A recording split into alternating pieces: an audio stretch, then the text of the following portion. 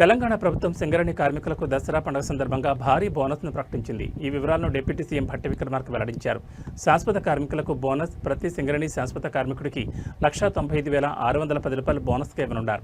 సుమారు 30,000 మంది కాంట్రాక్ట్ కార్మికులకు ఒక్కొక్కరికి 5,500 చొప్పున బోనస్ అందించనున్నారు. సింగరేణి సంస్థకు ఈ ఏడాది మొత్తం 6,394 కోట్ల ఆదాయం లభించింది. ఈ లాభాల్లో 34% కార్మికులకు పంచాలని ప్రభుత్వం నిర్ణయించింది. ఈ నిర్ణయం ప్రకారం సింగరేణి సంస్థ 819 కోట్లను బోనస్ రూపంలో కార్మికులకు పంపిణీ చేయనుంది. ఈ బోనస్ ప్రకటనతో సింగరేణి కార్మికులకు దసరా పండుగ మరింత సంతోషంగా మారనుంది. సింగరేణి కాలనీస్ లో ఉన్నటువంటి ఎంప్లాయీస్ కి ఒక్కొక్క ఎంప్లాయీకి 1,95,610 రూపాయలు ఈ సందర్భంగా పండగ సందర్భంగా పంపిణీ చేసే కార్యక్రమాన్ని ప్రకటిస్తా ఉన్నాం.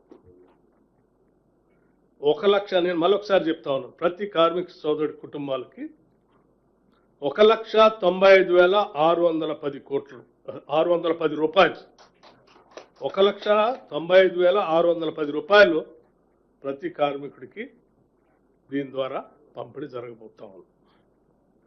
ఇకపోతే 30,000 మంది కాంట్రాక్ట్ వర్కర్స్ ఉన్నారు.